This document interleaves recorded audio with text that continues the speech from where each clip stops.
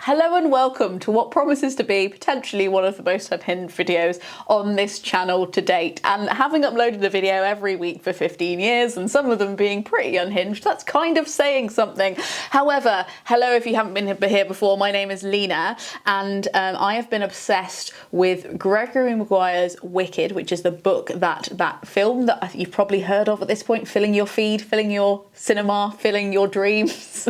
You've probably heard of it, it's all going on right now. And that is based on the book by Gregory Maguire. Now, in 2012, which is a long time ago, I wrote my undergrad dissertation on Wicked, and it answers a fundamental question that a lot of the fandom are always wandering around asking each other, saying that there is no resolution for it. And I believe that there is. And I actually kind of believe that tiny little 20-year-old Lena answered that question. So I've gone through my dissertation, I've bedazzled it a little bit, I've bumped it up, I've given it some little growth hormones to make sure that it's nice and tall and a little bit more modern, and I've made it into a little presentation for you today. So if you're feeling ridiculously geeky and into the minutiae of life and also want to talk about world building and storytelling and would like to hear a little bit more about the book behind the musical, then stay. Welcome to this presentation. I'd like you to grab a tea because this might be long, and I'm not going to be sorry for that. It takes a long time to explain a mystery. Also, we need to bring your geeky sensibility because this is going to be like, there's diagrams, there's maps. It's going to be cool, I think, but other people might think it's cringe. But if you're up for it, I think you should stay around. And then also an open mind because, you know, I was 21. There's probably holes in this argument. I lay awake in bed every night thinking about what the holes could be, but I've probably missed some. And yeah, if you're up for this, this is a highly requested video on my channel since I mentioned years ago, like 8 years ago, that I did my dissertation on Wicked. People have been badgering me to do this video, so I hope you're happy now that you're choosing this. I hope this brings you bliss. I really hope you get it. Without further ado, no rest for the wicked, self-contextualization and the use of universe in Gregory Maguire's Wicked. Or, alternative title, explaining why Elphaba is afraid of water once and for all. An abridged and bedazzled version of my university dissertation, April 2012, which was 12 years ago. What the fuck? Elphaba's relationship with water is seen as a plot hole, in both the books and the musical, and presumably now in the discourse around the film. I am not having that. Elphaba is my favourite water-soluble woman. And I'm here to defend her intertextuality. Let us go, shall we?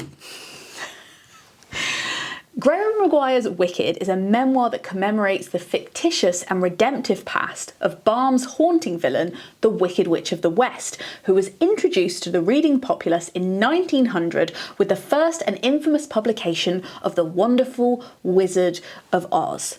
The witch, known as Elphaba to Maguire fans, shot to the status of public enemy #1 in 1939 with the release of Victor Fleming's world-famous film adaptation under the same title. Years later, in 1995 in fact, Gregory Maguire releases his book Wicked, The Life and Times of the Wicked Witch of the West. Then in 2003, the musical adaptation of that book was released onto Broadway and into the spheres of worldwide acclaim. This year, Wicked the Musical was adapted into a 2-part feature-length film. The novel subscribes to, and is not yet limited to, the role of prequel to Baum's text, providing the reader with an ultimately separate yet intricately related tale that not only redignifies one of the most hated characters in literature for over a century, but questions the very structure to which we hold the nature of evil ransom. It interrogates yet affirms Vladimir Prop's and many other literary theorists' understanding about the essence of fairy tale and aims, just as Baum's text The Wonderful Wizard of Oz did, to reconcile our views on the two-dimensional roles of fairy tale characters with our personal encounters of human nature. Maguire recalibrates the character of the green-tinted witch as Elphaba Throp, the politically active Ozian citizen with a fiery disregard for convention, a fabricated violent streak as fictitious as Oz itself, and more serious complexion issues than the sickbay knew how to deal with.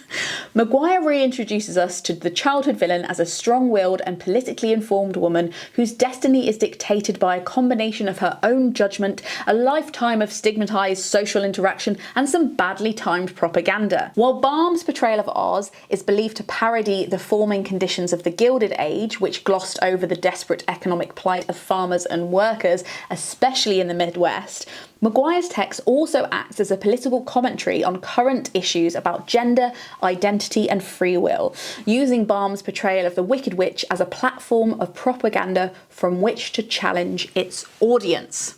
Now, to look forward, we must look back. So let's look at the original witch that Baum created. The most memorable thing about the Wicked Witch of the West in our popular imagination is that she is green. Crucially, that is not in the original text. The Wizard of Oz film makes her green, presumably because green can symbolise decay, sickness and toxicity, but also to show off their Technicolor technology. The 1939 Wizard of Oz was one of the first to be made in Technicolor. Ironically, the makeup was actually toxic, so thoughts and prayers to Margaret Hamilton. What a woman, risking her life. The witch famously meets her end when she is melted like brown sugar after Dorothy throws water on her, and while it's never explained why she melts in the book, it is mentioned that she is so old and dry that she doesn't bleed when Toto bites her because all of her blood has dried up. She's literally a dried up old hag.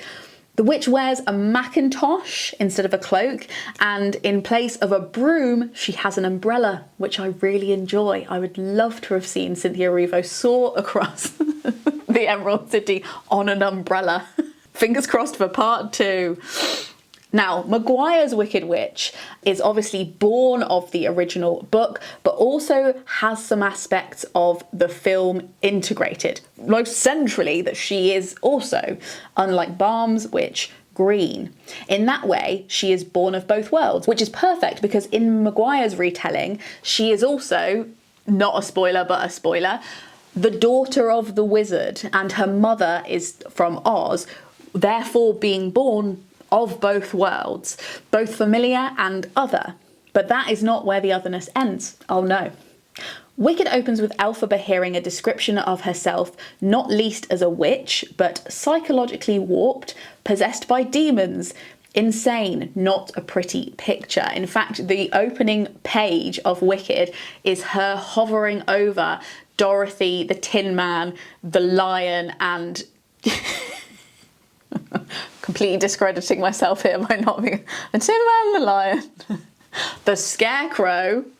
Don't even get me started on the Fiyero Lord. Don't get me started.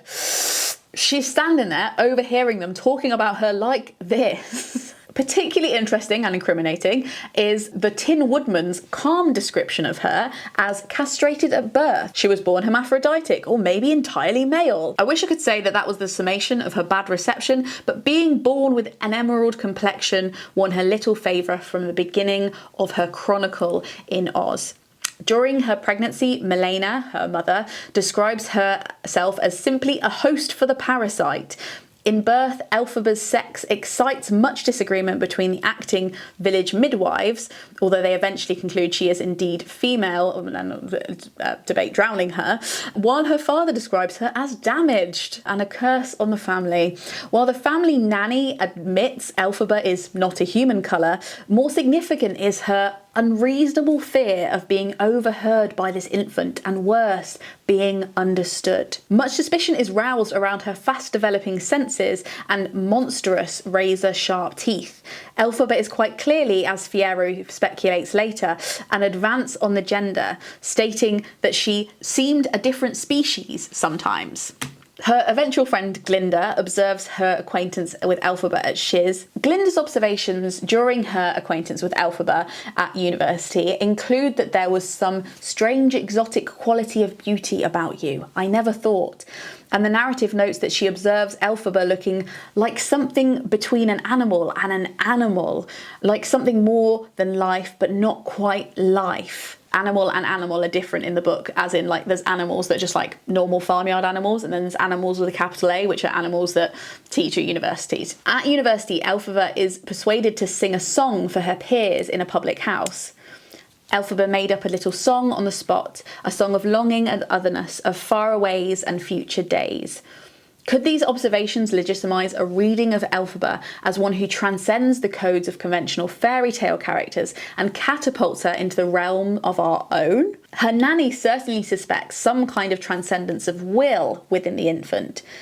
Perhaps, thought Nanny, little green Elphaba chose her own sex and her own colour, and to hell with her parents. Now, Elphaba, as most of us might know, is afraid of water. In the books, it blisters her skin and she instinctually avoids it from a very young age as a child.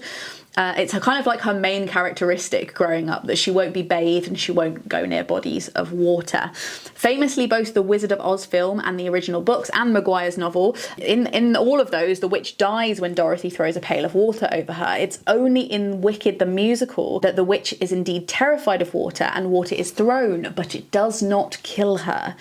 Overall, these adaptations, fandoms are united on one front though: the feeling that no one, not Maguire, not Baum, not John Chu, have answered the question, why would a witch be afraid or even destroyed by water? To understand that, we gotta look at the narratives. We gotta look at the worlds that are being built and the links between them. Baum's original text references two frames.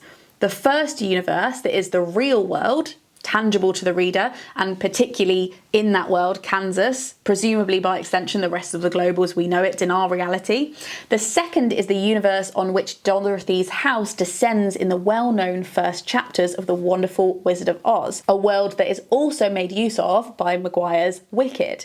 The third universe is provided by Maguire, where he extends the original truth of Baum's second universe to include political turmoil, anthropological histories, complex maps, whole separate religions and denominations within that faith, and geographical details. One could say that the fourth universe is the one that exists within Elphaba the character, her consciousness as a created and self-consciously malleable person that exists within a world of two-dimensional prop-like characters. This pattern of interacting universes is spherical because Elphaba simultaneously is of that first world in the top left corner, the world of Kansas and the wizard, but is also belonging to all of those other worlds. Represented in a diagram, the structure might look something like this. We can see that the wizard makes the transition in a hot air balloon from Dorothy's reality of Kansas into Baum's Oz, and then both Elphaba and the wizard are translated or almost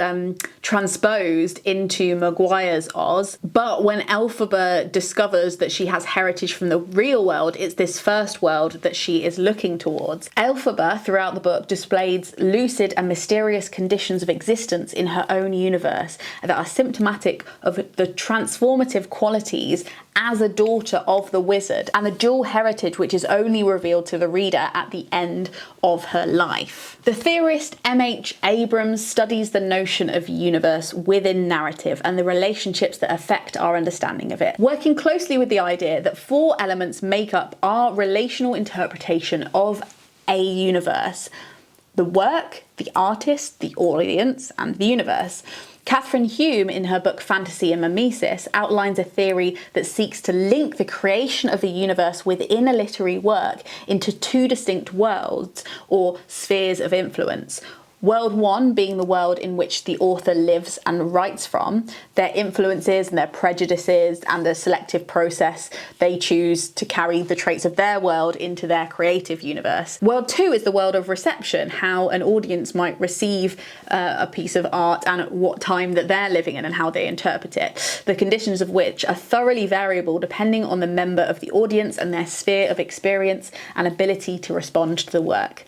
Here we can see a clear depiction of Abrams' theories on spheres of influence and universe within a text. So world one is the world that the author is born into, and the author's concept of reality is influenced by that and their sense of meaning. The author creates the work using fantastical elements, but drawing from that world one experience. Within the work, there is a universe created and characters within that. It's passed on to the audience. The work affects the audience on some level, challenges their sense of reality and their meaning. The audience outlook is influenced by that work and maybe changing behavior towards world two, which is the world that the audience has been born into. However, the world that they've been born into affects their expectations and the the audience's ability to respond to the work. They bring moral standards, active and passive attitudes, and a sense of reality to the work when they approach it. Meanwhile, the work that the author is creating is influencing the author. One, maybe if they choose a specific genre, that genre then influences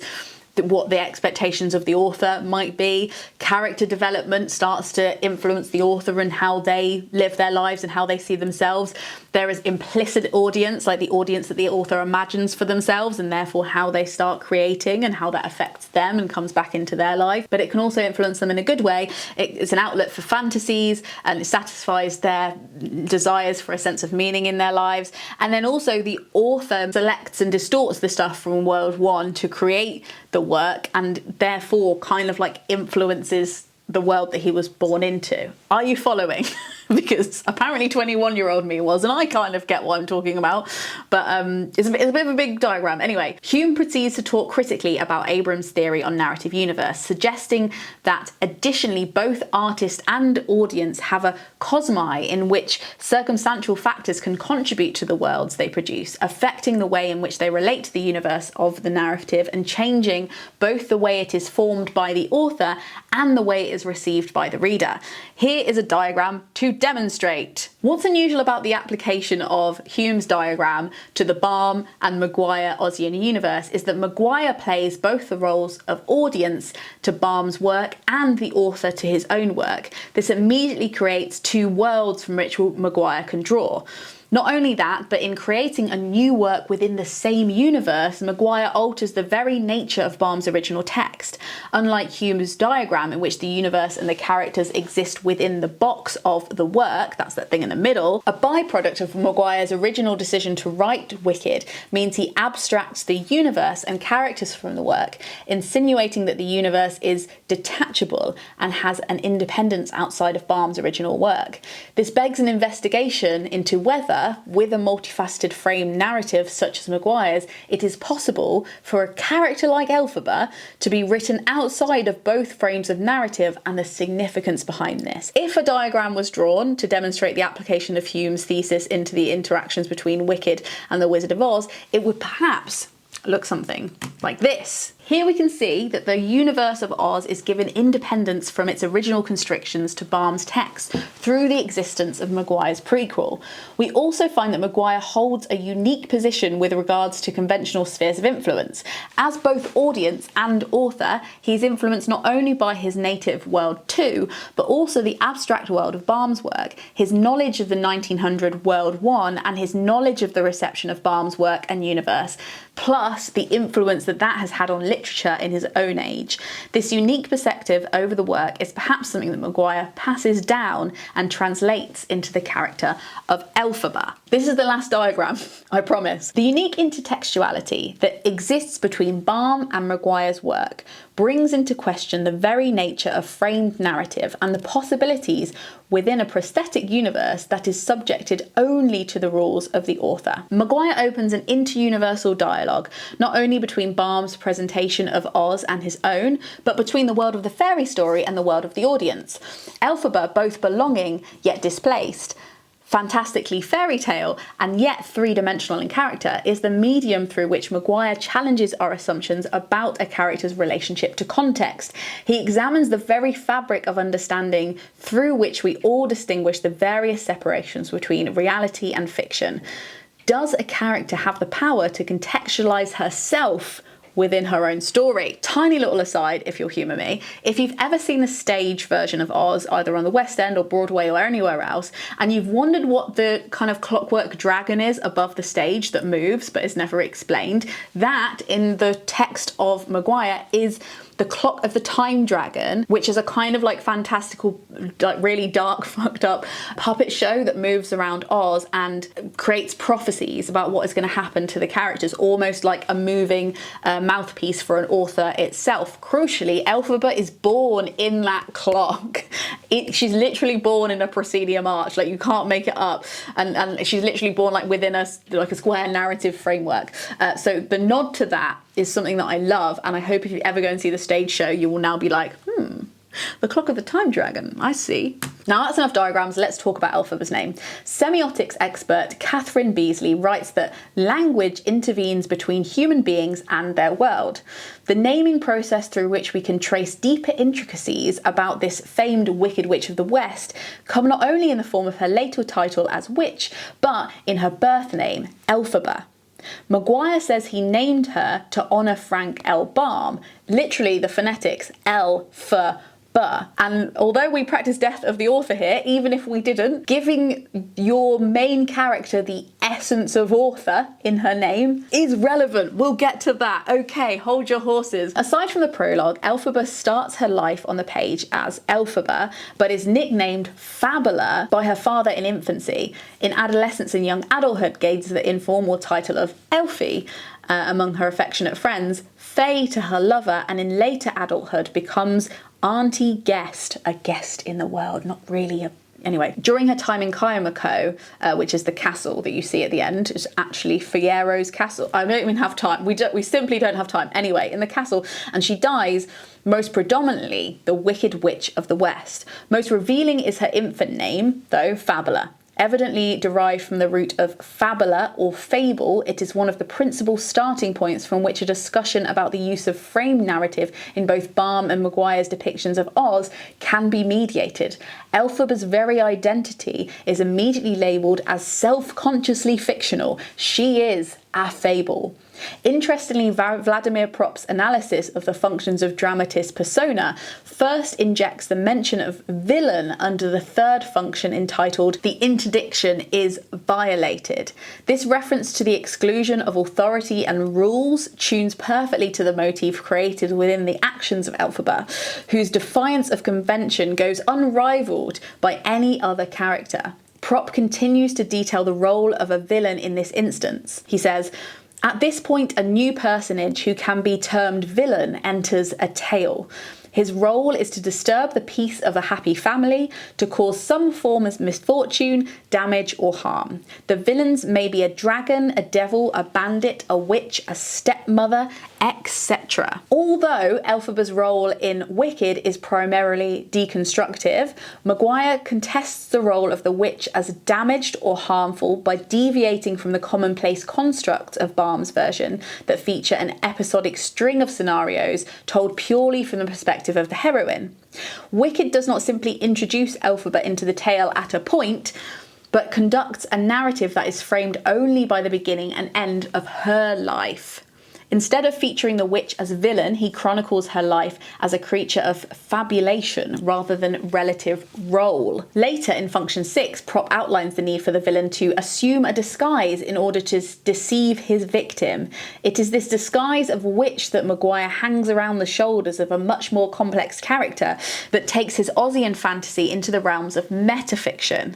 Her existence, once purely half of a binary because of its subservience to the term witch, is given the gift of postmodernism and is released by Maguire's free use of her titles Fae, Fabula, Elphaba, Witch. Aristotle makes the point... I go on a little bit of a thing here, but essentially Aristotle makes a point that action is the fundamental element of narrative. And from that, can we deduce that It is equally Elphaba's actions as witch that define her as a self-conscious entity as much as her acceptance of the title witch. Elphaba admits herself that the act of accepting this terminology delivers her from a bond to the world of her birth. And she says, "That's why I call myself a witch now, the Wicked Witch of the West, if you want the full glory of it. As long as people are going to call you a lunatic anyway, why not get the benefit of it? It liberates you from convention." Interestingly, in the musical, it is the dictatorship of the wizard that gives her her wicked title. In the book, Elphaba names herself. In the same way that Dorothy constantly refers to Kansas in her Ozian quest to return home, Elphaba constantly mediates between the worlds of others and the provinces of her own mind. She advises Box sharply that his world is too small if she is it, when he professes his undying love for Galinda, and is frequently referencing the concept of the existence of multiple worlds to those she interacts with. Now, intertextuality. There is a book within the book that is carried from our world to Oz by a powerful sorcerer in the distant past, not the Wizard of Oz. It's called the Grimoire, or like in our world we would call it a grimoire, I think that's how you say it. And it's a noun, it means a book of magic spells and invocation. It's got like a long history. It comes from the French word grammaire, which means grammar, so literally meaning like the power of language, and was originally used to describe all books written in Latin, but by the 18th century it began to refer specifically to books of magic. Now, Elphaba has a rare and strange ability to be able to read the Grimoire, a feat that she can half accomplish, being half of this world and half of the other. I will interpret this as meaning that the Grimoire is a book that is in our world's language, since it came from our world, like the world of Kansas, the world of like human us real people, and therefore is in English, and is potentially a book about language and the power of words, which in this fictional world have the power to do anything. They are magic because they can invent whatever happens in the world. Like, what are words to fictional characters if not spells that make things real for them? And potentially an explanation that Oz is a fictional world and not real in the sense that all the characters in Wicked believe it to be. Could the Grimoire be Frank's original Wizard of Oz book? And Elphaba picks it up and she's like, holy shit, we're in a book? I love that idea. But in any way, I think that it's a book about language, and it's a book from our world written in our language, which isn't necessarily the language of Oz. Elphaba frequently seems conscious of what is happening to other characters and like their fates. On that first page where she's watching Dorothy and the Tin Man and everybody discuss her genitals, it says, "They seem oblivious to their fate, but it was not up to the witch to enlighten them," implying that she has read the end of the book and she knows their fate. When Elphaba uses the book to make imperfect spells, she's actually harnessing the power of narrative, or our language, that in her world makes real things happen. She is only half fictional after all, having half her DNA from the wizard. She is literally rewriting the story. A side note for the pernickety. In the musical, the wizard can't read the Grimoire, and that's like quite a key part of how like the Wicked musical goes down. However, in Wicked, he can read some of it. My guess is that the book is of his world, but we simply don't have time.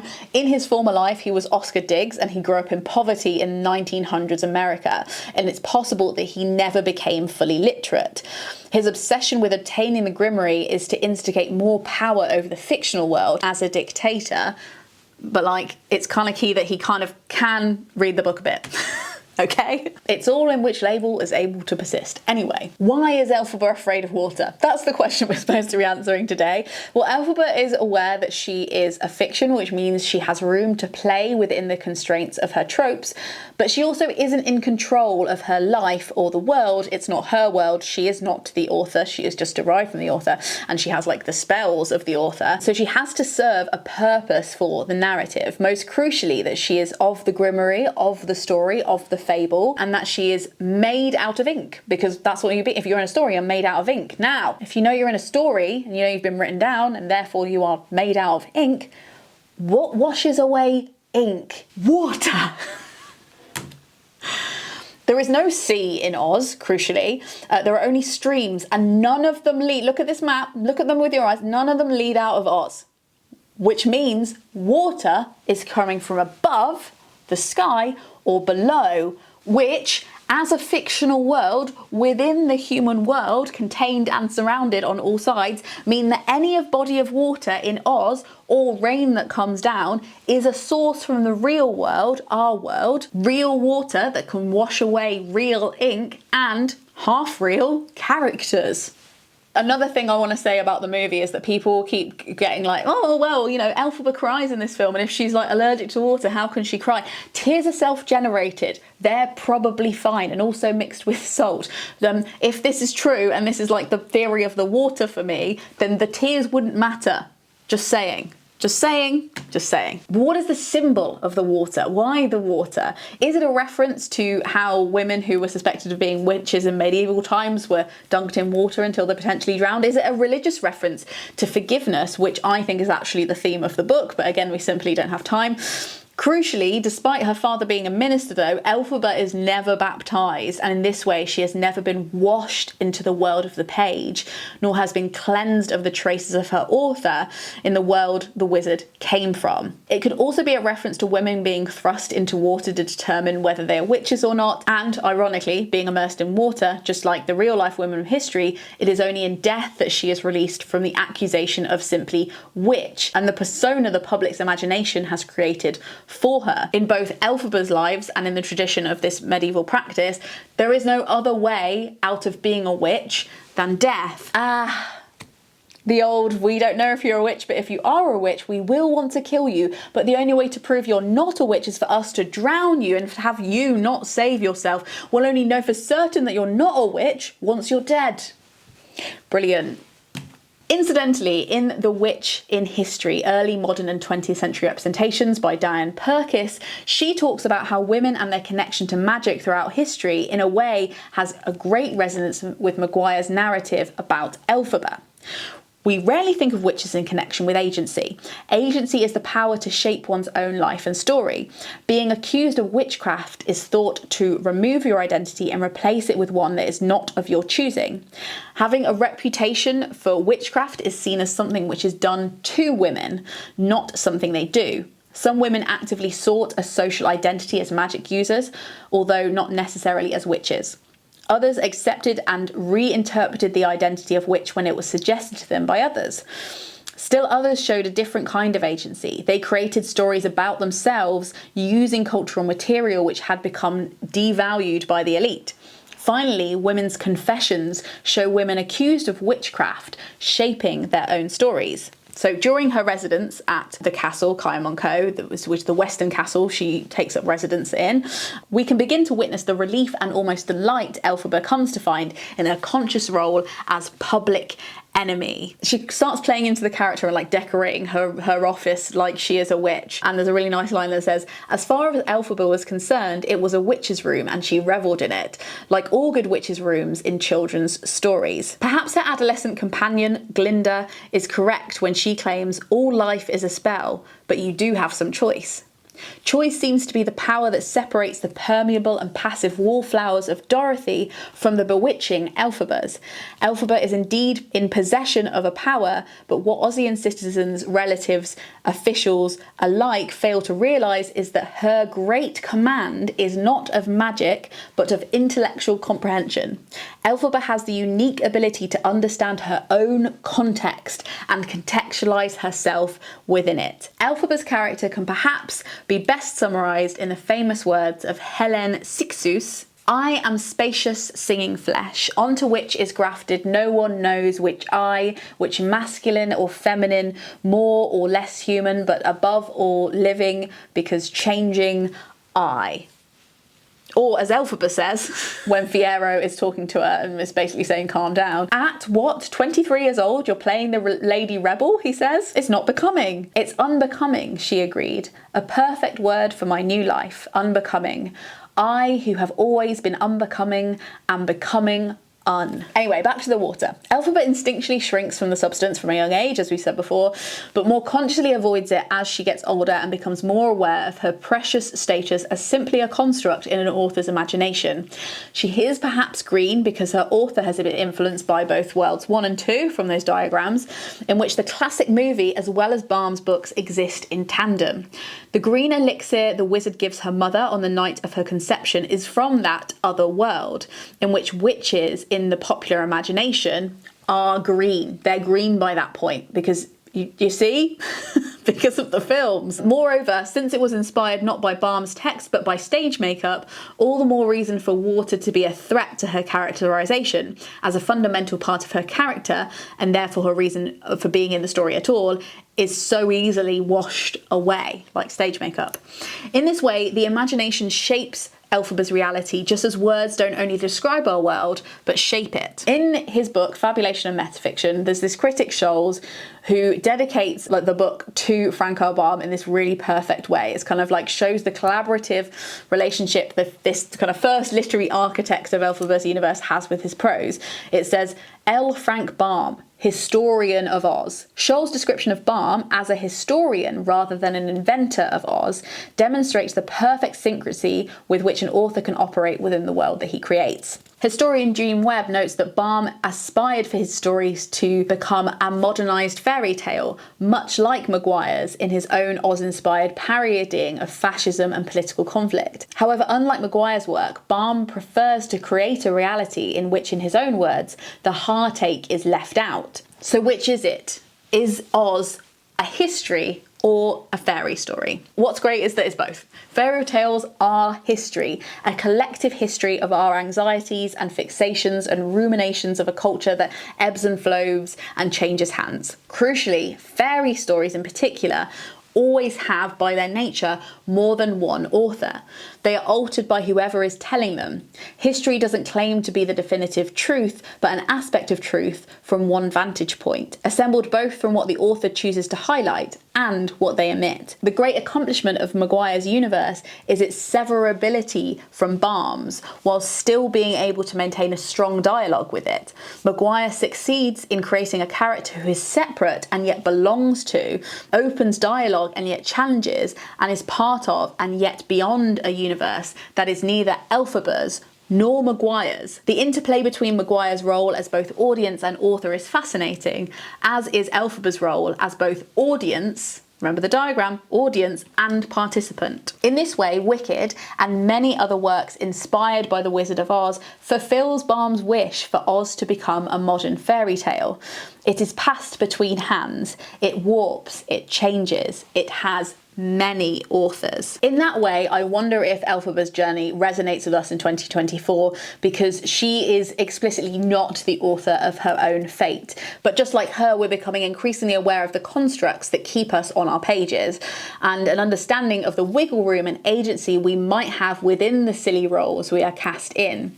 Just like Elphaba, we must believe in ourselves both as fictitious constructs and very real ink, and focus not on how we're characterized by those around us, but that we're not smudged or washed away altogether. Elphaba, as someone of both worlds, is both co-author and character within the book she is both reading and living through in real time. If Fiera's assertion about Elphaba is accurate, that she, of all the characters in Oz, is the most individual, the most separate, the most real. That's what he says. I love him. R.I.P. Fiero. We must address our discomfort at the prospect of Elphaba as a free-roaming consciousness, as, after all, the question is not, do you believe in the Wicked Witch of the West? The question is, does the Wicked Witch believe in you? This, I hope you'll agree, was a really silly video. And if you like silly videos that nobody asked for, consider subscribing or even maybe joining the Gumption Club, who tip me per video to make sure these videos keep happening. And so that I can keep making a fool out of myself on the internet with the goal of promoting overthinking rather than underthinking and making sure that we're all not washed away like ink in the sands of time in this cruel, cruel world. If you've spotted holes in this argument that I wrote 12 years ago, no you didn't.